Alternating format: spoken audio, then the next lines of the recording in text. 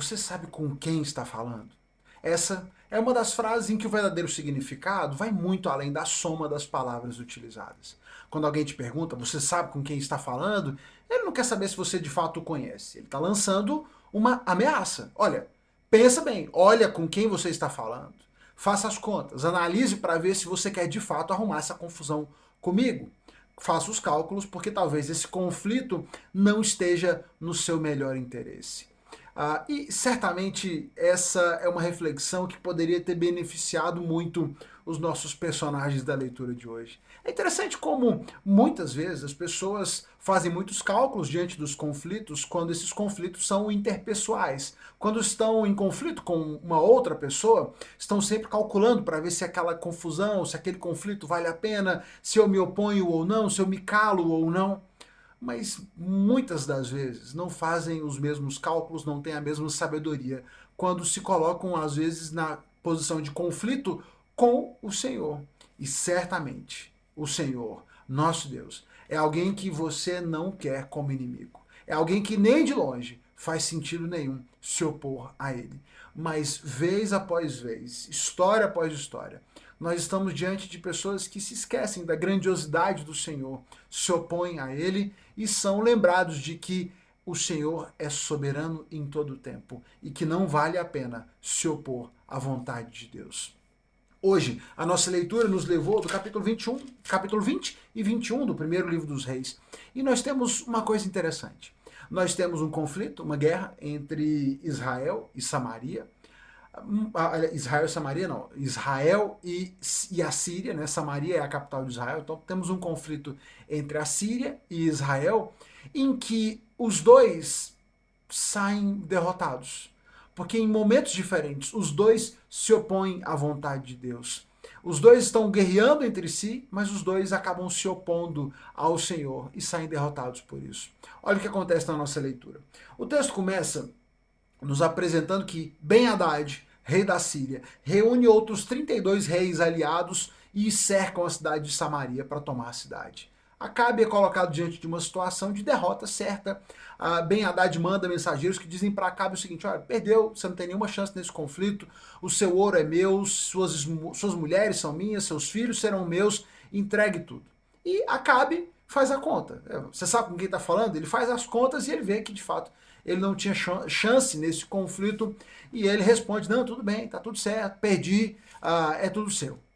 Mas Ben-Hadad, ele se vê tomado de ainda mais cobiça e ele fala: peraí, tem uma cláusula a mais, eu vou mandar os meus oficiais que vão vistoriar os palácios, dos seus oficiais, da sua corte, e as riquezas deles também serão minhas. E aí, coincidentemente ou não, quando Acabe vai falar então com seus conselheiros, eles já dizem: não, que isso, aí acho que é demais, né? Agora que eles tinham algo a perder, não fazia tanto sentido assim se render, entregar tudo, e eles não aceitam essa última condição. Não, a gente aceita o acordo inicial, mas essa condição adicional não. Ben-Hadad, diante daquela situação, do seu exército muito numeroso, ele fala: então beleza, então vamos para a guerra e não vai sobrar pó da cidade de Samaria para eu entregar para os meus soldados, vou acabar com vocês. Diante dessa situação, Ben-Hadad não estava se opondo meramente a Acabe, estava se opondo ao Senhor, o Deus de Israel. E o Senhor então diz para Acabe: olha, você está vendo todo esse exército numeroso, eu vou entregar eles nas suas mãos, não vai sobrar nada, e você saberá então que eu sou o Deus, eu entregarei eles nas suas mãos. E de forma milagrosa, de fato, o exército de Israel é vitorioso naquele conflito contra todas as possibilidades mais racionais.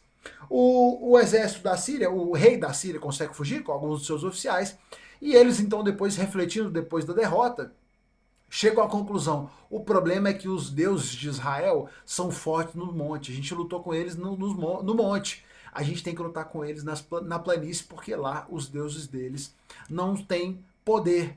Mal sabiam, eles claramente não sabiam com quem estavam falando, não fizeram o cálculo correto. Eles voltam na virada do ano para mais um conflito, agora na planície, e mais uma vez o Senhor entrega Ben-Hadad e o exército sírio nas mãos de Israel, que são derrotados, apesar de terem um exército numerosíssimo. O texto vai dizer que Em comparação com o enorme exército sírio que cobria todo o campo, os israelitas pareciam dois pequenos rebanhos de cabra.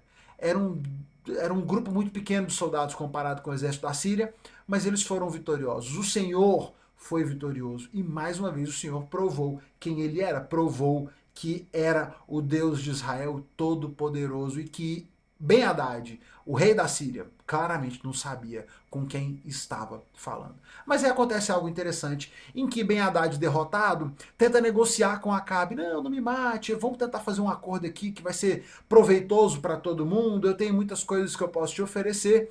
E Acabe aceita essa proposta, porque o beneficiava.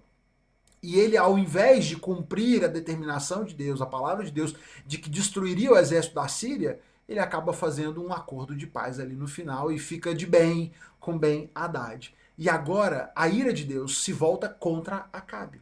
O Senhor envia um profeta que diz: assim diz o Senhor, uma vez que você poupou o homem que eu havia ordenado que fosse destruído, você deve morrer em lugar dele, e seu povo em seu lugar do povo dele. O rei de Israel foi para casa em Samaria, indignado e aborrecido. Acabe agora compra um conflito com o Senhor, que tinha dado a ele a vitória. Ele ainda claramente não tinha entendido ainda com quem ele estava falando. O Senhor não era alguém que estava sujeito às sugestões e às vontades de Acabe. Ele era um Deus soberano que diria a Acabe o que devia ser feito e que exigia ser obedecido. O rei da Síria já tinha sido derrotado. E agora Acabe, na sua vitória, é derrotado, porque desobedece ao Senhor e compra um conflito com o Senhor, desobedecendo a sua vontade. Acabe retorna frustrado.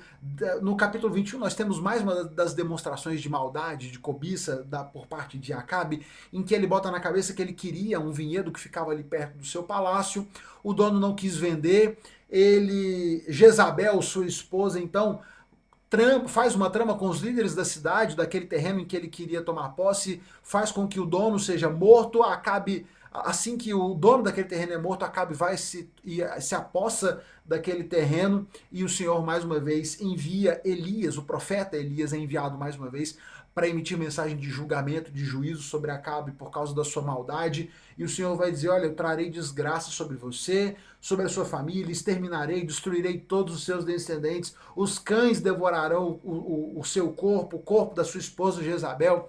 Acabe e toda a sua família são condenados à destruição por causa de mais essa demonstração de maldade. Claramente, o rei da Síria e até mesmo o rei de Israel, Acabe, não sabiam com quem estavam falando. Compraram conflitos com o Deus soberano, o Deus de Israel. Aquele que não é Deus só na montanha. Também não é Deus meramente das planícies. Ele é Deus dos montes, das planícies, do mar, das profundezas, dos vales, em todo lugar. Ele é rei soberano sobre tudo e sobre todos. E não vale entrar em conflito com o Senhor. Certamente o seu melhor interesse está em se alinhar à vontade de Deus. Essa é uma lição muito presente ao longo da leitura das Escrituras. E é uma verdade que eu e você precisamos entender e colocar em prática nas nossas vidas. Cuidado, para que você não seja tomado pelas suas vontades, pelos seus próprios desejos, e nessa cobiça que nos cerca a todo tempo, você não seja conduzido pela pretensão de achar que pode determinar por sua própria vontade aquilo que fará, aquilo que deve ser feito ou não. Servimos a um Deus soberano e a vontade dele deve ser feita em todo o tempo. E não, você não quer se opor à vontade de Deus. Se opor ao Senhor é algo que nunca termina bem. Sejamos submissos à vontade de Deus em todo o tempo. Quer seja essa vontade dizendo respeito a nós, às nossas vidas, às coisas que nós queremos, quer seja a vontade de Deus sobre as outras coisas, sobre outras pessoas, sobre a criação, enfim. Seja qual for o âmbito, a vontade de Deus é soberana e devemos nos submeter a ela. Nos curvemos diante do nosso Senhor, porque Ele é Rei, Ele é Deus sobre as montanhas, sobre as planícies, sobre os vales, sobre os mares. Seja Rei sobre as nossas vidas. Deus abençoe você, a sua família. Vamos juntos lendo a palavra de Deus. E amanhã a gente se encontra aqui para mais um momento de reflexão.